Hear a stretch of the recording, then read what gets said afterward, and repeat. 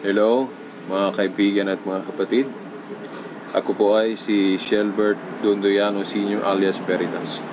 Ulitin ko, ako po ay si Shelbert Dondoyano alias Veritas. Ano bang gagawin natin? Ito pong si kapatid na Shelbert Dondoyano Sr. alias Veritas ay may gusto akong ipaalam sa inyo. Siguro, mai-interest o maging interesado kayo kung bakit ko ginawa ito na meron akong gustong ipaalam sa inyo. Kung kayo ay interesado sa pananampalataya o kung interesado kayo sa mga bagay about religion o sa pananampalataya, gusto kong i-introduce ang isang website na love ko na website o mahal ko na website. Ibig kong sabihin, ito kasi ang nangyayari. Noon, dati akong nag-aatake sa pananampalatayang Katoliko. O sa ibang mga salita, noon, hindi ko nauunawaan ang pananampalatayang Katoliko. Dahil noon kasi merong mga hindi Katoliko ang umaakay sa akin sa kanilang religion.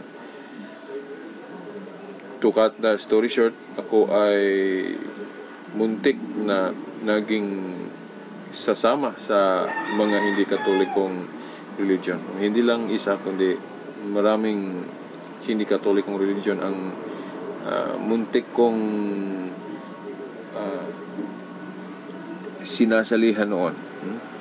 Ibig sabihin, muntik kong iniwan ang Katoliko noon dahil merong mga umaakay sa akin at napaniwala nila ako, kaya muntik kong iniwanan ang Katoliko noon, mga kaibigan at mga kapatid. Pero hindi lang natuloy dahil merong mga Katoliko ang naka-enlighten sa akin kung bakit hindi natuloy ang aking pag-alis sana sa simbahan Katoliko. Hindi natuloy ang pag-iwan ko dahil merong nakabigay liwanag sa akin. At kung ano-ano ang mga nalalaman ko as enlightenment o ano ang mga enlightenment na nalalaman ko kung bakit hindi natuloy ang pag-iwan ko sa relihiyong Katoliko, ang dami na akong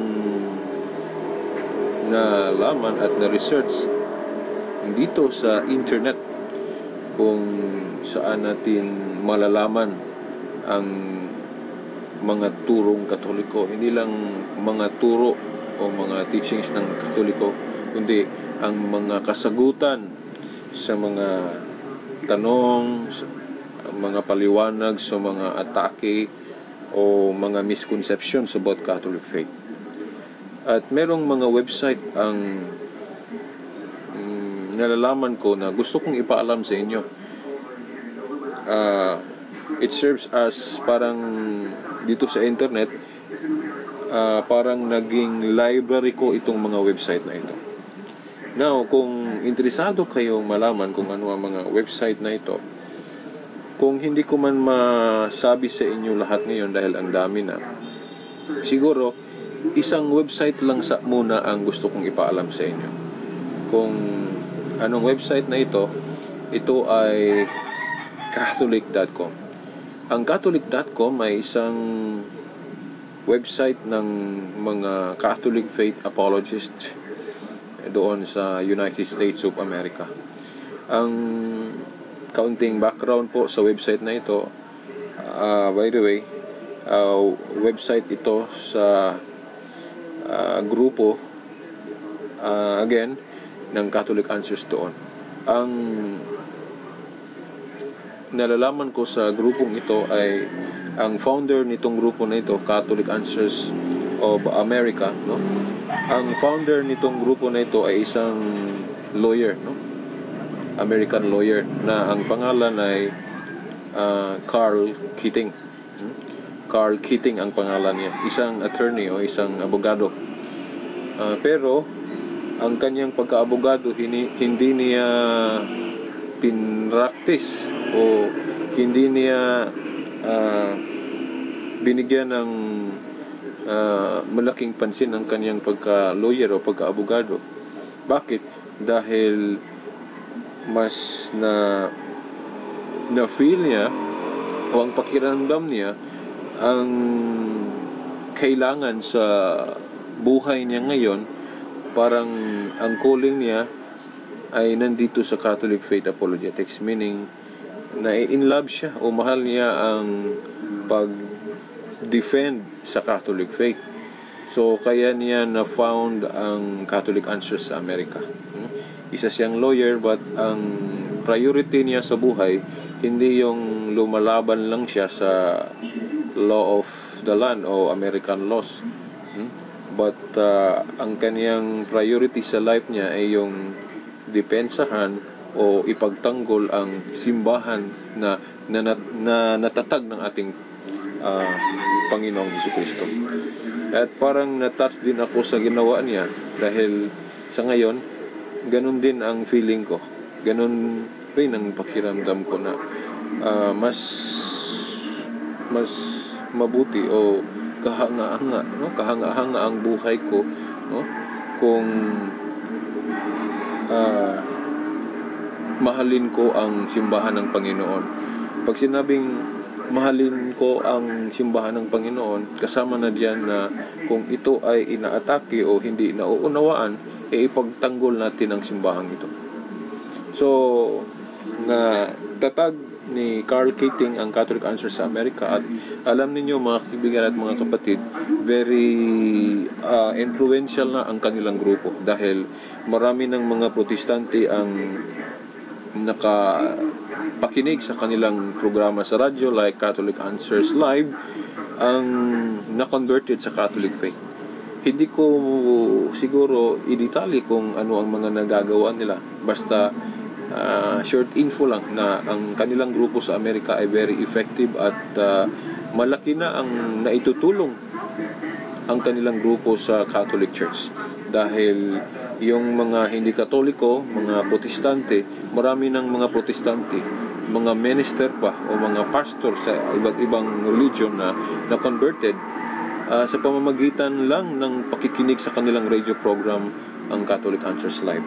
At alam nyo mga kaibigan at mga kapatid, noon ang programa nila sa radyo ay 1 hour a day lang, no? 1 hour a day. But ngayon, dahil demand ang program nila, ginawa na nilang 2 hours a day.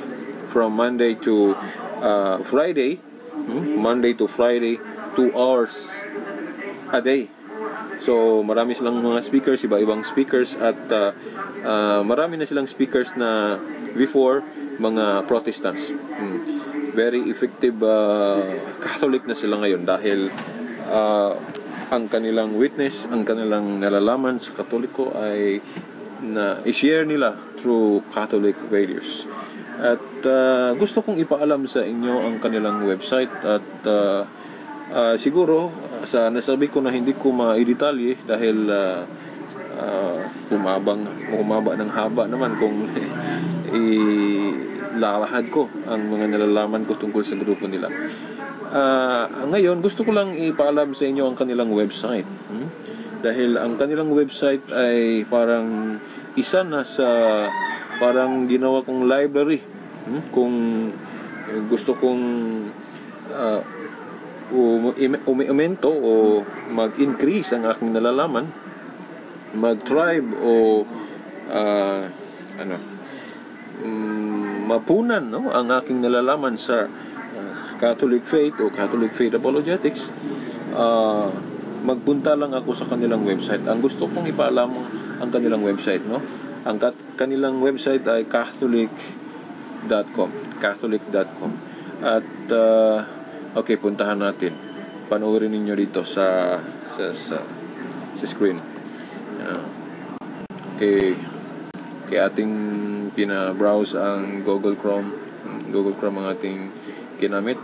So type tayo sa anong address niya, Catholic ito, Catholic .com. Okay, wait muna, no? Nag-loading pa. O, ito ang website ng Catholic Answers of America. Maraming makuha natin dito. Kung gusto nating mag-research about, for example, gusto natin ang na-browse ang topic na gusto natin about dito, i-search natin ang about, for example, infant baptism. Infant baptism. Okay, tapos search natin, click natin ang search. May makikita tayo dito ng mga titles, no? Search results. So pwede natin mapuntahan ito, infant baptism, no? Infant baptism, i-click lang natin. Okay, yan. Then kung gusto tayong manood sa kanilang mga videos, dito makita natin, no, sa screen ang video. Click natin itong video, tapos click lang natin kung ano ang gusto natin i-click yan. Babasahin lang natin kung ang mga topics. At ngayon gusto kong special na ipaalam sa inyo ang kanilang radio, no? So i-click natin ang radio. Dito sa radio nila, mapakinggan natin ang online radio, no? Online radio ba? Teka, tingnan muna natin kung hindi, parang parang patalastas. Okay. Tingnan muna natin kung ano ito. Catholic Answers to Life's Biggest Questions. Just for the asking. Presenting the fullness of Jesus Christ and His Church. Catholic Answers Live is the radio arm of the Catholic Answers Apostle. We're based in San Diego, and we've been around since 1982 or so. And it is a 2-hour national radio program, live, heard on over 150 stations across the United States and Canada. We're on channel 160 in Sirius Satellite. We're around the world on internet stream and by shortwave. Let's go to Lee in Clarksville, Tennessee, listening on 93.5 FM. Hello, Lee. Welcome. Ito po ang radio program. And I want to thank you for taking my call. Well, we're delighted to hear from you. The show, if I had to sum it up in one word, the word is connect. Catholic Answers Live allows the listeners to connect with top apologists, evangelists, deacons, priests, religious, bishops, archbishops, cardinals. We cover every topic on earth from the point of view of the teaching of the Catholic Church. So if you're not a Catholic and you have a question about what Catholics do and what they believe and why, hindi lang siguro muna ituloy natin ito. Kayo na lang ang manood nito dahil dami pa akong ipaalam sa inyo. Dito sa radio nila, na kita natin, kung gusto ninyong makinig sa radio, live radio, puntahan lang itong lesson live, no? I-click lang itong makikita ninyo sa left side, no? Yung sa cursor na itong lesson live. Pag click natin sa lesson live, mapuntahan natin ang parang player. Makita natin ang player at mapakinggan natin ang kanilang radio dito. It increases by the day. So again, being very tempted to be distracted. At kung gusto naman kayong by the Lord's grace and His mercy to continue to strive to take step by step to move forward in my relationship with Him. Okay. Kung gusto naman nating pakinggan ang kanilang mga nakaraang radio shows na naka-document, no? Kung gusto nating mapakinggan ang kanilang mga radio shows sa mga nakaraang palatuntunan nila sa radyo, i-click lang itong radio calendar, no? I repeat, no? Aking uulitin. I-click lang natin itong radio calendar. Radio calendar. Okay, click natin ang radio calendar. Okay. Ito na ang radio calendar. So, nandito. Merong mga topics. So, kung anong petsa, anong araw, anong year, makikita natin dito kung anong year, anong taon, at anong buwan, no? Okay, ito ay yung latest. Pag maklik natin ang radio calendar, ang ma-view natin agad ay yung latest year at month. So, ano ngayon? For example, January. So, January, naka-view ang January. May mga pizza dito. Like, for example, January 1. Ito ang mga nakaraang radio shows nila sa January 1, January 2, January 3. Dahil 2 oras ito, 1 oras sa isang speaker, 1 oras naman sa isang speaker. Ito. At kung gusto naman ninyong pakinggan ang nakaraan pa, like for example, yung mga program nila sa ito, i-click natin ito. Yung makita natin dito kung ano ang mga years na document nila sa mga radio shows nila. Ito, ang nasa dito lang, ang mga na-document nila ay from 2008. Pero sa nalalaman ko, nag-start ang Catholic Answers doon sa Amerika. Hindi 2008, but before pa. Pero ang document nila dito, nag-start ng 2008. So, mga radio shows nila sa nakaraan nandito, no? Pwede natin ma-download. Hintayin muna kung paano natin i-download ang kanilang mga past radio programs. Sa ngayon, ito lang muna okay, step by step muna tayo. So ito, pwede ninyong i-click itong 2008 at 2009 ba? O kung halimbawa, yung sa 2011 nila ng mga radio shows, click natin ito. So, nakita ninyo, 2011 na ang nasa calendar. Then, ang buwan, January. So, kung gusto nating pakinggan ang sa halimbawa, May 2011. So, click lang natin ito. Tapos, i-select natin ang May. May 2011. So, May 2011. Halimbawa, gusto nating pakinggan o i-download ba ang sa May 2, no? May 2, 2011. For example, May 2, 2011. Ito. Okay. Ang dalawang topic ito. First hour, what is true friendship?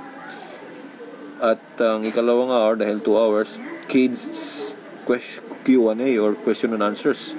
So, halimbawa, kung gusto nating pakinggan itong first hour, click lang natin itong what is true friendship. Click natin ito. So, click natin. Okay, ito na. What is true friendship? So, kung gusto nating pakinggan, by the way, ang speaker nito, si John Kudbak. May description dito kung sino siya, no? Ang speaker. Tapos, kung gusto nating pakinggan, i-click lang natin itong lesson. Lesson. So, hintayin muna. Ito ang player at hindi ito agad by the way, naka-mute. Okay. Hintayin nyo kung mahina ang internet ninyo. Post natin muna.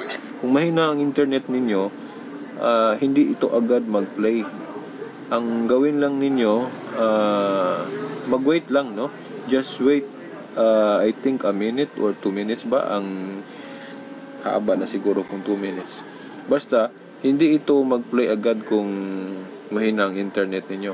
All you have to do, ang gagawin lang ninyo, maghintay lang dahil ma-play ra. Kung maka-load na. Ito, parang diretso. I-play ko. Apologetics and evangelization, including the most important theological, spiritual, moral, and social issues facing the world today. Call now with your question for today's guest. Okay, ito, i-click natin kung gusto nating pakinggan. Listen.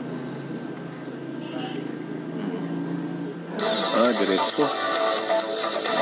Okay, play. Welcome to Catholic Answers So, Live. pakinggan natin ng 1 hour. You participate with your your questions about apologetics and evangelization, including the most important theological, spiritual, moral, and social issues facing the world today. Call now with your question for today's guest. Toll By the way, free post muna natin 1-888-30. Okay. Ang nandito sa program nila, mapakinggan niyo ang program nila at saka question and answer kasi ito, maraming mga callers ang magtanong dito sa program nila. Kaya maganda, no? Maraming mga callers, mga hindi katoliko pa ang tatawag sa kanilang radio shows at magtanong at sasagutin naman ng kung sino ang speaker, kung sino ang guest nila sa program. At daming tatawag at marami ng mga protestante dito ang nakapakinig sa kanilang mga radio shows na converted sa Catholic faith. Kung gusto nyo ng patunay, kaya alamin nyo dito sa website nila, mga kaibigan at mga kapatid. So, halimbawa kung hindi ninyo pakinggan dahil may gagawin pa kayo, gusto ninyong i-download dahil gusto ninyong pakinggan sa ibang oras, no?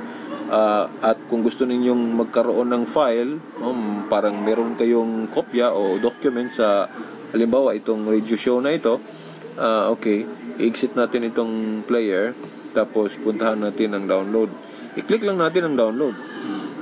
Pag-click natin sa download, okay, ito na. Then select tayo kung saan natin i-save. Halimbawa, doon tayo sa drive E ba or drive D o depende kung saan natin i-save. For example, dito sa akin drive E ko i-save. Tapos kung anong folder ko i-save, mag-select lang ako dito. Halimbawa, doon ko i-save sa desktop. No, ito, i-click ko itong desktop.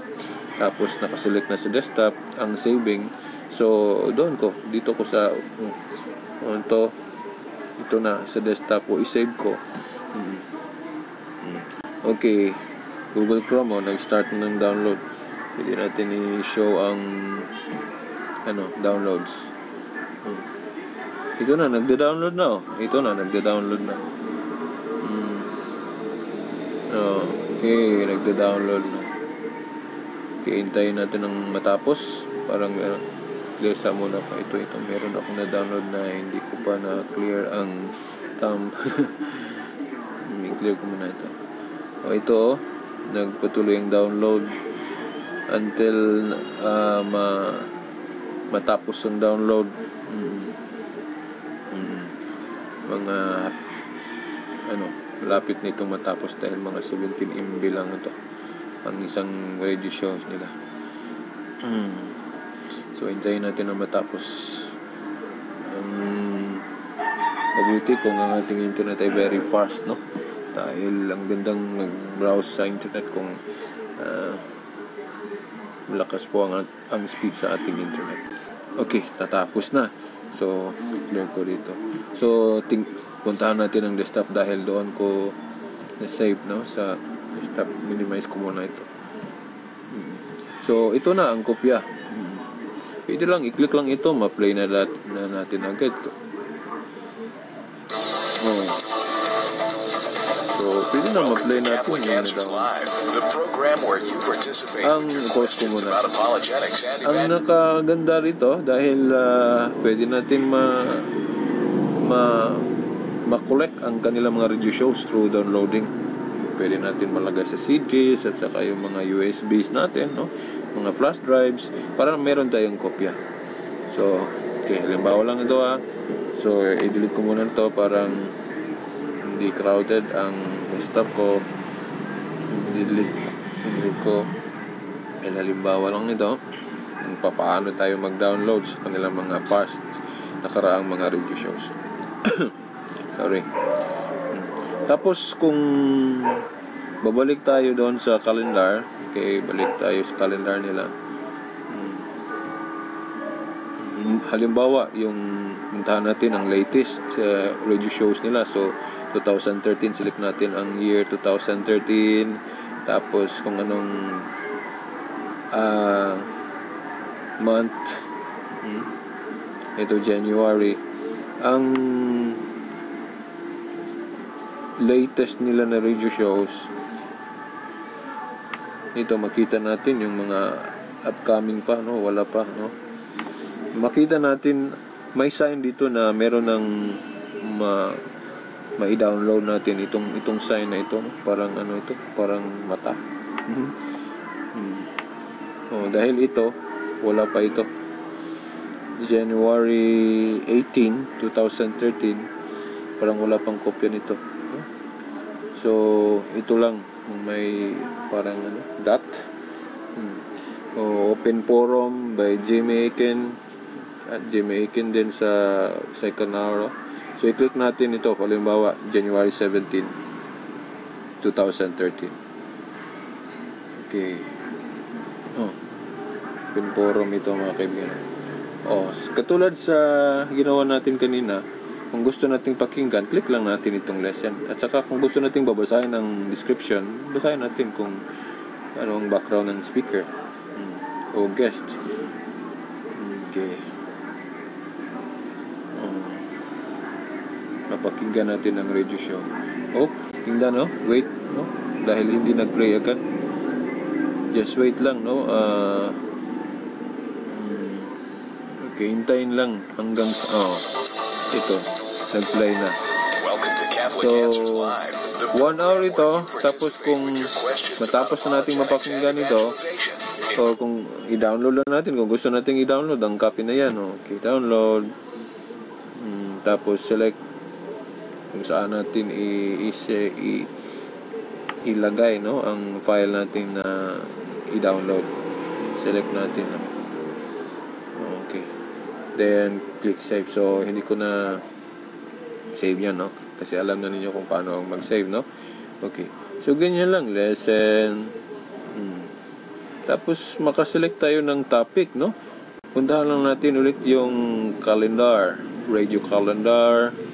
Tapos kung anong taon, halimbawa taong 2012 ba, 2009, 2012 for example. Tapos anong month, anong buwan, halimbawa June, select natin ang June. So mabasa natin kung ano ang mga speaker, mga topic, no, dito. Like for example sa January 4, ano ba ito?